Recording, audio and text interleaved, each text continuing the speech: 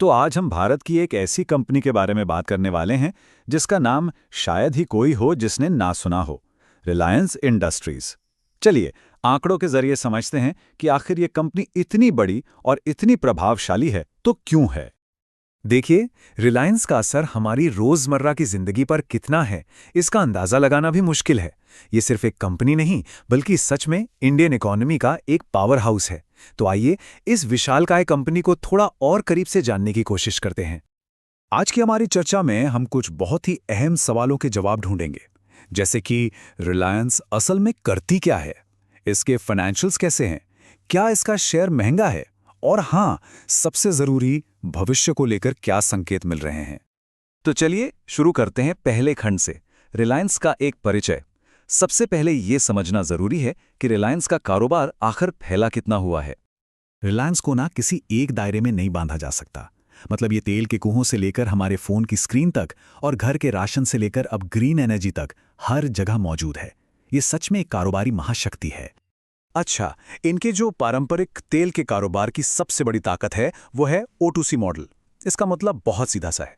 कच्चे तेल को खरीदने से लेकर उससे प्लास्टिक का फाइनल प्रोडक्ट बनाने तक सब कुछ खुद कंट्रोल करना। इससे होता क्या है, लागत कम होती है और मुनाफा बढ़ता है। अब आते हैं दूसरे खंड पर, कंपनी की फाइनेंशियल हेल्थ। कहते हैं ना, किसी भी कंपनी की असली कहानी उसके आंकड़ों में छिपी होती है। तो आइए रिलायंस का एक फटाफट फाइनेंशियल हेल्थ चेकअप करते हैं। सबसे पहले जरा इस आंकड़े पर गौर कीजिए। मार्केट कैप लगभग 18,90,000 करोड़ रुपए।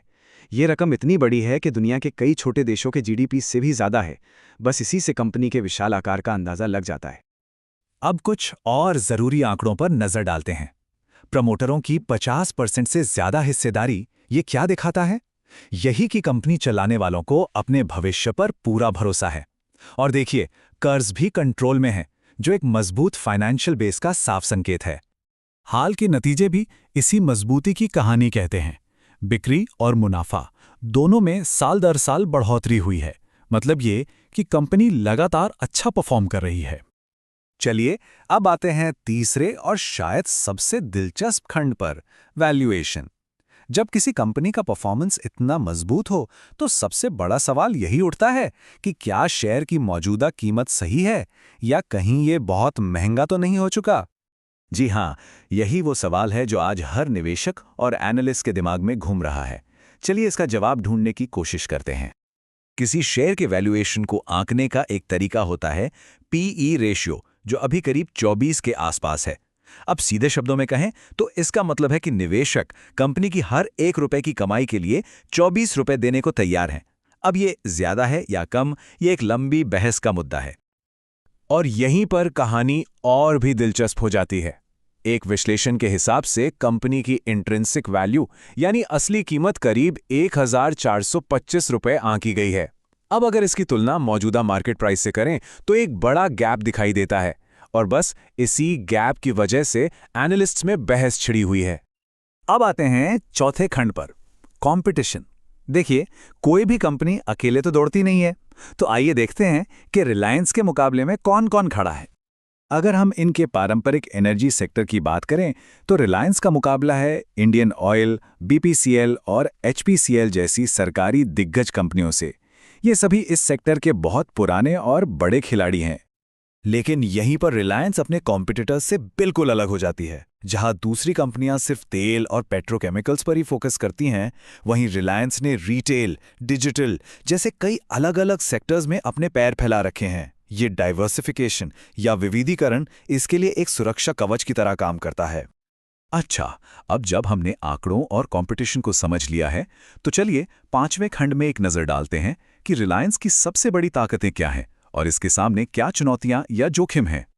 तो देखिए, एक तरफ कंपनी की ताकत है इसका इतना बड़ा और फैला हुआ कारोबार, जिससे लगातार कैश आता रहता है। लेकिन सिक्के का दूसरा पहलू भी है। कम आरओई यानी निवेश पर उम्मीद से कम रिटर्न और बाजार के उतार चढ़ाव जैसे जोखिम हमेशा बने रहते हैं। ये बिल्कुल एक दोधारी तलवार की तरह है। तो इस विशाल कंपनी को माइक्रोस्कोप के नीचे रखने के बाद हम अपने आखिरी खंड पर पहुंचते हैं। इसका अंतिम निष्कर्ष क्या निकलता है? तो कुल मिलाकर तस्वीर कुछ ऐसी बनती है। रिलायंस एक बेहद मजबूत बुनियाद वाली कंपनी है, इसमें कोई शक नहीं। इसका फैला हुआ कारोबार जोखिम को भी कम करता है। लेकिन सबसे बड़ा सवालिया निशान इसकी मौजूदा शेयर कीमत पर लगा हुआ है, जिस पर एनालिस्ट्स की राय भी बटी हुई है। अगर इसे एक लाइन में समेटना हो तो कह सकते हैं कि ये एक ऐसी कंपनी है जिसकी पटरियां तो मजबूत हैं, लेकिन वैल्यूएशन थोड़ा खिंचा हुआ यानी स्ट्रेच्ड हो सकता है। और ये पूरी चर्चा हमें इस एक आखिरी सवाल पर लाके छोड़ देती है। क्या रिलायंस को शॉर्ट टर्म की उठापटक के तौर पर देखना चाहिए या लॉन्ग टर्म ग्रोथ की एक बड़ी कहानी के तौर पर? इसका जवाब शायद हर निवेशक के लिए अलग-अलग हो सकता है।